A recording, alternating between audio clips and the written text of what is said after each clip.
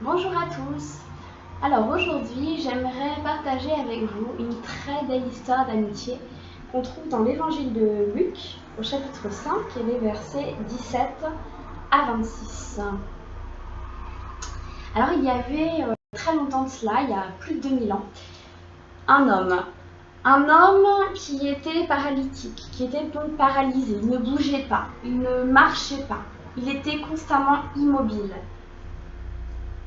Et cet homme, heureusement, avait 4 amis qui l'aimaient énormément. 4 amis qui étaient prêts à franchir tous les obstacles pour rendre le sourire à cet homme. Parce que cet homme, en plus de son handicap, devait aussi certainement souffrir d'un handicap psychologique, le fait de rester immobile constamment, de voir les gens autour de nous se déplacer, de voir les gens autour de nous courir, sauter, rigoler. On peut nous donner aussi cette envie et même cette colère. Pourquoi moi je suis comme ça et l'autre est si heureux, si bien dans sa peau alors que moi je reste immobile. Donc le texte ne nous dit pas exactement les sentiments que cet homme paralysé pouvait avoir, mais nous pouvons les imaginer. Et alors, cet homme qui habitait certainement Capernaum, là où se déroule l'histoire, était là, dans sa civière. Et ses amis ont entendu que Jésus était présent dans la ville. Jésus était dans une maison et prêchait là-bas. Et beaucoup de gens étaient venus. Même des pharisiens, des docteurs de la loi étaient là, présents dans la maison, autour de Jésus. Et une grande foule s'était également approchée, avait même entouré la maison parce qu'il n'y avait même plus de place pour entrer à la maison tellement il y avait du monde. Et il y avait toutes ces personnes qui étaient là pour écouter Jésus, pour écouter le Maître. Qu'est-ce que le Maître allait pouvoir dire? Alors certainement, parmi ces gens-là, il devait y avoir des gens qui venaient par intérêt, qui voulaient se faire guérir, bien sûr, parce que la réputation de Jésus, à cette époque, devenait de plus en plus grande. Tout le monde parlait de Jésus, le guérisseur, Jésus qui guérissait toute maladie, Jésus qui ressuscitait, Jésus qui rendait la vue aux aveugles. Tout le monde parlait de Jésus. Alors toute cette foule, ces pharisiens, ces docteurs de la loi, étaient venus écouter et peut-être même espérer une guérison du Maître. Et là, il y a nos porteurs qui sont là et qui portent cet homme vers la maison. Ils essayent de trouver un chemin pour rentrer dans la maison, mais personne ne les laisse passer. Ils essayent de tous leurs moyens, personne ne les laisse passer. Quand même, regardez les amis, il y a un paralytique, faites quelque chose. Imaginez aujourd'hui, vous êtes avec quelqu'un en chaise roulante. Aujourd'hui, on laisserait passer. Mais là, à cette époque, on ne laisse pas passer. Mais ses amis, remplis de foi, avaient la certitude que Jésus pouvait faire quelque chose pour leur ami, que Jésus pouvait guérir leur ami. Ils en étaient persuadés, ils avaient cette foi. Alors ils se sont dit, nous, on ne va pas rentrer chez nous, tant qu'on n'a pas vu Jésus. Ils ont pris l'homme, sur cette civière qui devait peser déjà presque 70-80 kilos. Ils ont décidé, on va passer par le toit. On ne peut pas passer par les entrées? Pas grave, on ira par le toit. Et là, ils commencent à grimper avec la civière. Alors attention pour ne pas le faire tomber. Ils grimpent, ils arrivent sur le toit. Ils commencent à gratter, à enlever les tuiles. Certainement que de la poussière du toit devait tomber à l'intérieur de la maison. Les gens devaient être rivés vers cette scène. Mais qu'est-ce qui se passe là-haut? Et là, les hommes font descendre de la civière l'homme atteint d'une paralysie. Et l'homme est descendu comme ça, nous dit le texte, au milieu de tous, devant Jésus, au pied de Jésus. L'homme paralysé, qu'on ne voulait pas laisser rentrer au début, maintenant devient le centre d'attention, devient le centre de la scène. Et on ne parle plus du tout des porteurs. On ne parle plus d'eux. Et Jésus dit, voyant leur foi, la foi des porteurs, tes péchés t'ont été pardonnés. Alors les pharisiens et les docteurs de la loi se regardent les uns les autres. Mais qui est cet homme qui prend cette autorité de pardonner les péchés? Seul Dieu peut pardonner, pas un homme. Ils s'indignent. Ils ne reconnaissent pas le caractère messianique de Jésus. Ils ne le reconnaissent pas. Et je ne veux pas rentrer dans cette polémique. Et Jésus dit,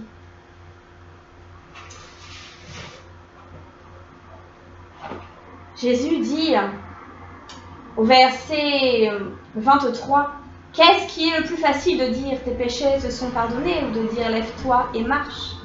Eh bien, afin que vous sachiez que le Fils de l'homme a l'autorité sur la terre pour pardonner les péchés, il dit au paralysé, et je te le dis, lève-toi, prends ton lit et rentre chez toi. Et à l'instant même, l'homme se leva devant eux, prit sa couche et s'en alla chez lui en glorifiant Dieu. Tous stupéfaits glorifiaient Dieu, remplis de crainte, ils disaient, nous avons vu aujourd'hui des choses extraordinaires. Après avoir pardonné les péchés de cet homme, Jésus lui ordonne de se lever, de prendre sa civière et de s'en aller chez lui, autrement dit de marcher. Lui qui n'a jamais marché, il marche. Et tout cela parce que des hommes ont eu la foi de franchir des obstacles pour amener leur ami au pied du Maître, au pied de Jésus. Cette histoire, on pourrait en parler pendant des heures, mais j'aimerais avec vous me concentrer juste sur les personnages. Parce que je pense que nous avons de très belles leçons spirituelles à tirer donc des 4 types de personnages que nous trouvons dans ce texte. Reprenons cette scène où le paralytique est devant Jésus, au milieu de tout le monde. Nous avons premièrement ce paralytique. Qui est ce paralytique? La Bible ne nous le dit pas. Il n'a pas de nom. On ne sait pas qui il est. Mais ce qu'on sait, c'est qu'être paralytique à cette époque, ce n'est pas comme être paralytique aujourd'hui. À cette époque, la paralysie avait une très mauvaise connotation.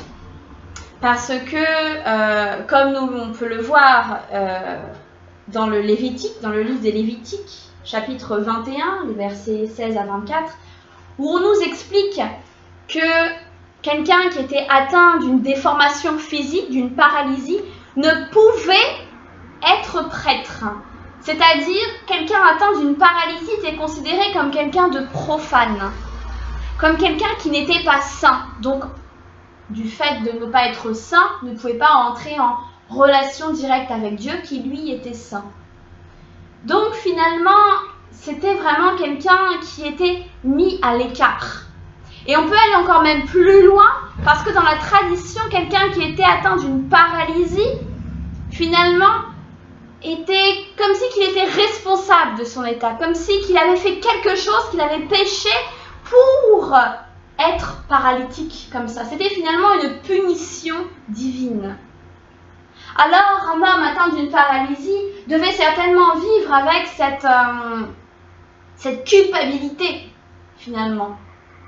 Si tout le monde dit, bah voilà, tu es comme ça parce que tu es profane, tu n'es pas saint, tu ne peux pas rencontrer Dieu, au bout d'un moment, à force de l'entendre, pendant des années, on finit par le croire. On finit par nous se sentir comme ça. Cet homme devait être très malheureux. Malheureux à cause de son état physique, malheureux à cause de son état aux yeux de la société, de rejeté. Cet homme avait un profond besoin de guérison physique, mais aussi sociale, psychique.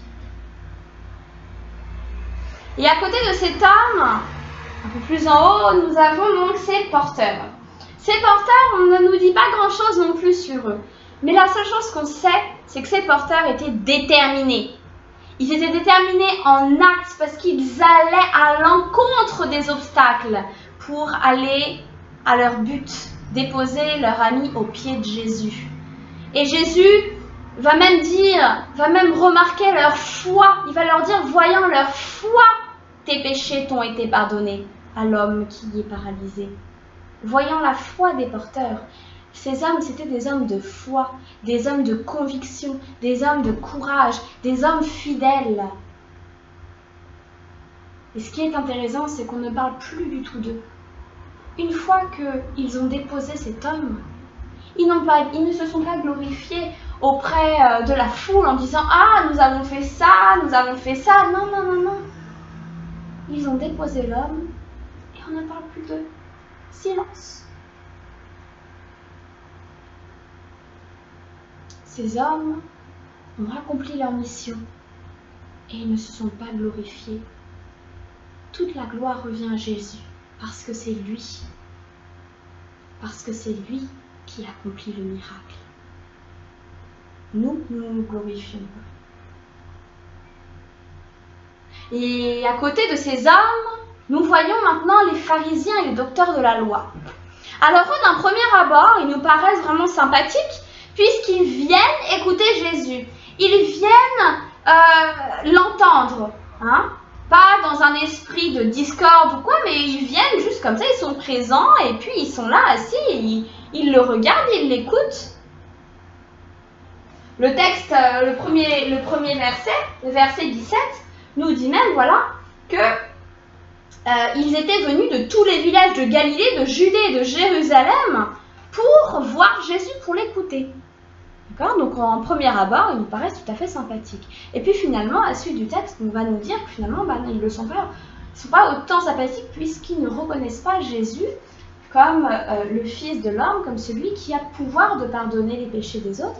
Et ils vont même, après on peut le voir dans la suite, dans la suite des guérisons et des textes qui, dans Luc 6 et même dans Luc 5, on va voir cette opposition qui sera de plus en plus forte, jusque même le livre de Marc nous dira même que les pharisiens cherchèrent à le tuer, à le faire périr. Donc cette opposition sera de plus en plus forte, de plus en plus hostile à Jésus. Et derrière ces pharisiens et ces docteurs de la loi, nous avons donc notre quatrième type de personnage, qui est la foule. Alors la foule, tout comme les pharisiens, nous paraissent tout à fait sympathiques. Ils viennent écouter Jésus. Peut-être qu'il y en a qui viennent par intérêt aussi, pour se faire guérir, qui sait. Mais ils sont là pour écouter Jésus, pour le rencontrer. Hein? Donc quoi de plus beau que de rencontrer le Maître? Mais ils font obstacle. Ils sont des obstacles car ils empêchent les porteurs d'entrer dans la maison. Ils empêchent un homme malade qui a besoin profondément de Jésus d'entrer dans la maison. Finalement, ils font obstacle à la mission des porteurs. Ils font obstacle à l'œuvre de Dieu. Voilà ces 4 personnages. Et aujourd'hui, dans notre Église, dans notre société de manière générale, on peut retrouver ces 4 personnages.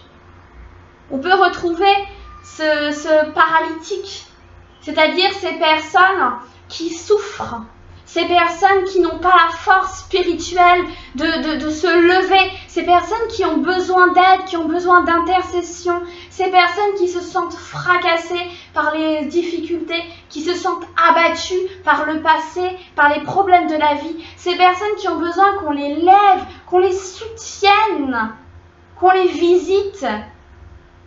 Et il y a à côté, heureusement, des porteurs qui sont là et qui voient la misère, qui voient le besoin de leur prochain, le besoin d'être porté, d'être soulevé. Ces personnes qui vont intercéder, mais non pas simplement prier. Ces personnes qui vont agir, qui vont visiter, qui vont aider, qui vont aider à trouver des solutions. Ces personnes qui vont donner peut-être des études bibliques, qui vont écouter tout simplement. Le fait même d'écouter quelqu'un qui en a besoin, c'est déjà tellement grand, tellement important. Écouter. Est-ce qu'on sait écouter? Est-ce qu'on sait réellement écouter? Des fois, par notre vie, on est tellement pressé, on se dit, oh écoute, t'as tes problèmes, moi aussi j'ai les miens, chacun nos problèmes. Le fait même de se poser, d'écouter les complaintes, d'écouter simplement. Nous avons également dans notre société des pharisiens, des docteurs de la loi, ces personnes qui ont beaucoup de connaissances, ces personnes qui ont une grande influence dans l'Église, dans le monde, ces personnes qui pensent finalement tout connaître, ces personnes qui se disent, voilà, j'ai tellement de connaissances que je suis d'une certaine manière supérieure aux autres. Et ceux qui ne pensent pas comme moi, ils pensent faux. Et ces personnes, malheureusement, qui se permettent de juger un petit peu trop vite. Ces personnes qui ont malheureusement trop de préjugés. Et nous avons également la foule. La foule qui était nombreuse. Et certainement que dans notre monde, dans notre Église, cette foule également est nombreuse. Beaucoup de personnes en font partie. De ce type de personnages, ces personnes qui viennent à l'église, qui veulent rencontrer le Christ, mais qui restent là, immobiles, qui ne bougent pas. Et à force de ne pas bouger, sont finalement des obstacles à l'œuvre de Dieu. Ces personnes qui viennent juste en consommateurs, qui viennent avaler la nourriture, mais qui ne la partagent pas après.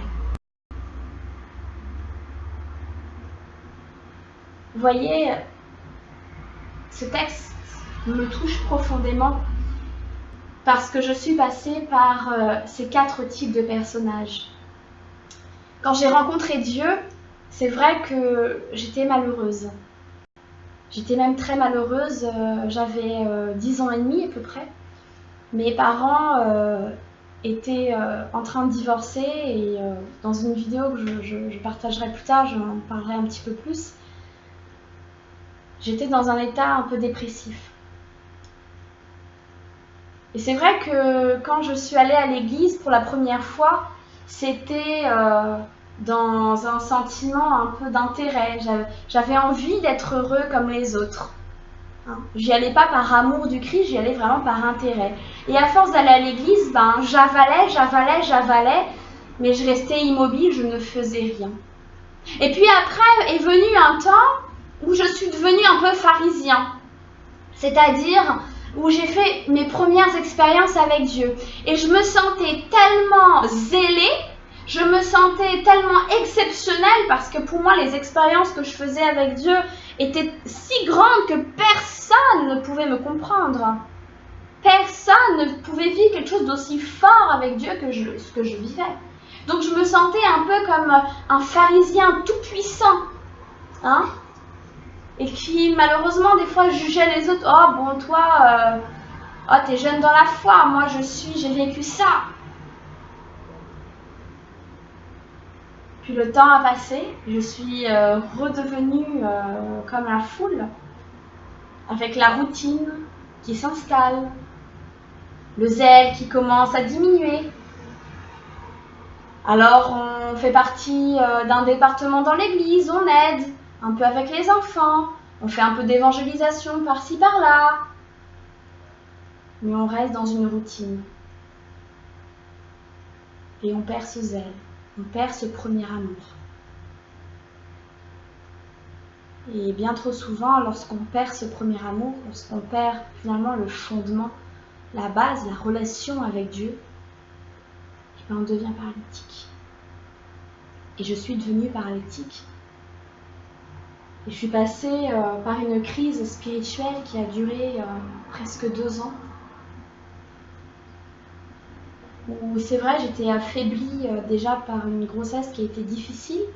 Où je suis restée alitée pas mal de temps. Ça m'a aussi affaiblie physiquement, mais surtout spirituellement, où je n'avais plus la force de prier. Et je culpabilisais parce que je me rappelais qu'avant j'étais si zélée, comment j'ai pu devenir comme ça, si paralysée spirituellement. Je ne priais plus, je n'étudiais plus la Bible, je pleurais beaucoup, je ne me reconnaissais plus, j'avais peur de ne plus retrouver mon zèle, de ne plus retrouver ma joie de vivre, de ne plus retrouver cet amour, ce premier amour. Et je sais ce que c'est. Vraiment que cette culpabilité qu'on peut avoir lorsque on ne ressent plus le besoin de Dieu. Ça me rendait vraiment malheureuse parce que je savais que Dieu, lui, ne m'a jamais abandonnée. Et moi, je l'abandonnais. Mais heureusement, Dieu a mis sur mon chemin des porteurs merveilleux, dont mon mari qui en était un des premiers, qui m'a porté, qui n'a pas arrêté d'intercéder pour moi, qui m'encourageait, qui lisait la Bible avec moi, qui priait même devant moi. Il y a aussi eu des amis, quand j'étais alitée, qui venaient me visiter. Et comme je vous disais tout à l'heure, qui m'écoutaient, qui écoutaient mes complaintes. Ça ne devait pas être facile pour eux d'écouter quelqu'un se plaindre, mais ça me faisait du bien. J'avais vraiment l'impression d'avoir des amis présents, des véritables amis. Sans parler de toutes les personnes qui me téléphonaient aussi. Dieu a envoyé des porteurs qui m'ont soutenu, qui m'ont porté. Et je les remercie. Parce que grâce à eux, j'ai réussi aussi à remonter la pente, à retrouver l'envie de me connecter à Dieu. Et Jésus, lui, a été mon plus grand des porteurs, mon plus grand des intercesseurs. Et aujourd'hui, j'espère en tout cas être un porteur, un vaillant porteur.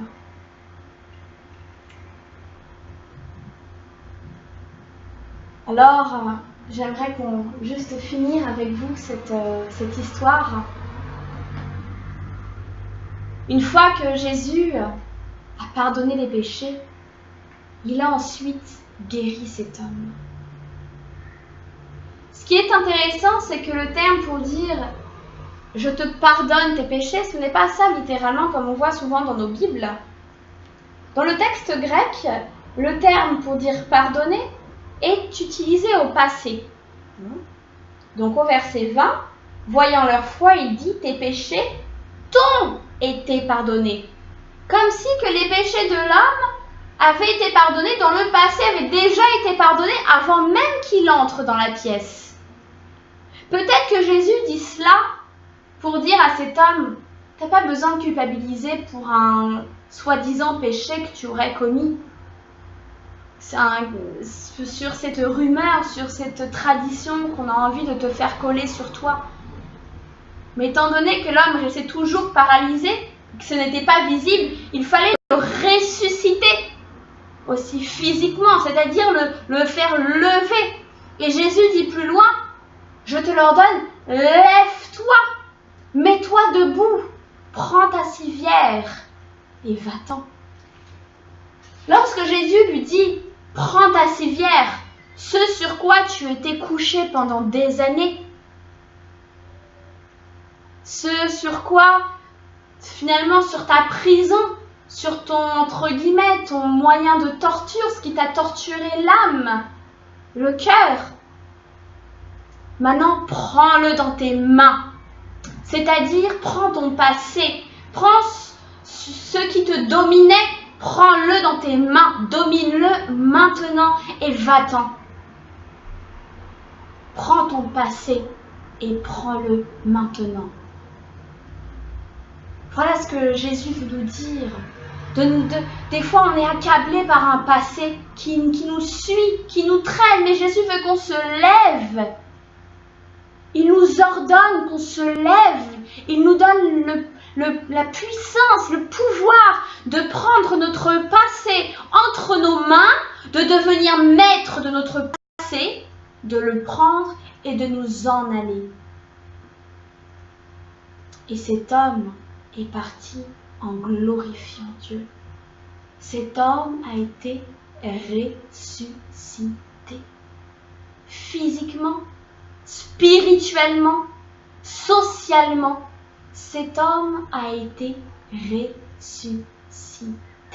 Il peut enfin recommencer une vie à zéro, mais avec Jésus comme guide, avec Dieu comme Père éternel, une nouvelle vie à zéro.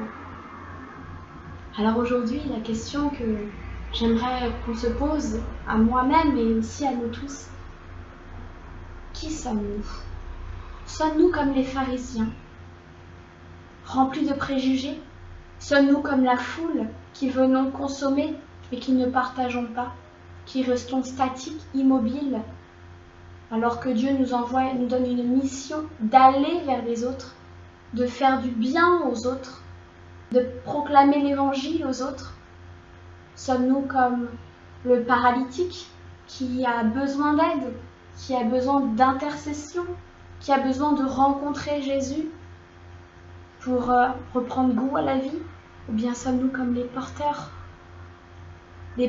qui étaient remplis de foi, qui étaient prêts à tout faire pour sauver leur ami? Qui sommes-nous? Ou bien plutôt, qui voulons-nous être? J'espère sincèrement du fond du cœur que nous voulons être comme ces porteurs. Et quel que soit notre état aujourd'hui, prions pour devenir comme des porteurs. Parce que je vous assure, aujourd'hui, ça fait tellement du bien. Ça fait tellement du bien de se sentir utile à l'œuvre de Dieu. Et je prie le Seigneur. Je sais qu'un jour, peut-être que je redeviendrai paralytique parce que la vie spirituelle, il y a des hauts, il y a des bas. Hein. Quand on stagne, comme dans un électrocardiogramme, ça veut dire qu'on est mort. Il y aura toujours des hauts et des bas. Et peut-être qu'un jour aussi, je serai de nouveau comme un paralytique et j'aurai besoin de porteurs. Mais Seigneur, je te prie vraiment de nous aider chacun de nous à être des porteurs, à être remplis de compassion et d'amour les uns pour les autres, et à nous porter les uns pour les autres.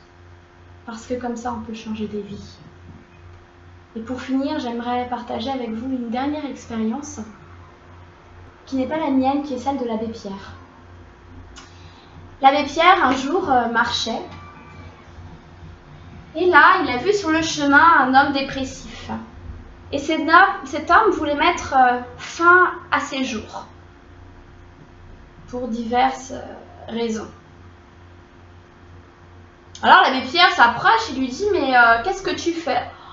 Oh, moi, tu sais, j'en peux plus de la vie, j'ai ça comme problème. Je vais mettre fin à mes jours, ça mettra un terme à mes souffrances parce que là, j'en peux plus. » Et l'abbé Pierre aurait pu lui faire des grands discours théologiques et spirituels. Il n'a pas fait ça. Il a dit à cet homme, « Très bien, tu veux te suicider? Ok. Mais avant, s'il te plaît, j'aurai juste besoin de toi. Puis après, tu pourras aller te suicider si tu veux, d'accord? Mais juste avant, viens m'aider. » Alors l'homme, il a dit, « Bon, de toute façon, j'ai rien à perdre, alors ok. » Et l'homme est parti avec l'abbé Pierre. Et à cette époque, l'abbé Pierre avait besoin de construire un abri, une maison. Et alors, il a dit à l'homme, « Est-ce que tu peux m'aider ?» Et l'homme a dit, « Bah oui, ok. De toute façon, j'ai rien à perdre. » Donc l'homme a commencé à construire la maison pour ces gens qui étaient pauvres. Et à force de construire cette maison, d'aider finalement quelqu'un qui en avait besoin, quelqu'un qui était dans une souffrance, à force d'aider, et bien il a trouvé un sens à sa vie. Et ensuite l'abbé Pierre lui a dit, bah attends, on a fini cette maison, maintenant j'en ai une deuxième, tu veux m'aider? Ah oui, je veux t'aider. Et donc cet homme-là a continué à aider l'abbé Pierre. Et puis après ça a été une troisième et une quatrième. Et cet homme a été le tout premier compagnon de l'abbé Pierre dans l'association Emmaüs. Voilà comment un homme qui était paralytique spirituellement, socialement, psychologiquement, est devenu porteur parce qu'un porteur est venu le porter. Alors je pense qu'aujourd'hui notre mission à tous, que l'on soit paralytique ou porteur, notre mission à tous, c'est d'être des porteurs. de porter les autres pour en faire finalement des porteurs, finalement pour rendre notre monde meilleur, d'être de bons amis. Alors mes amis, gardons en esprit cela, que le Seigneur vous bénisse. Prions les uns pour les autres et soyons de bons porteurs. Amen.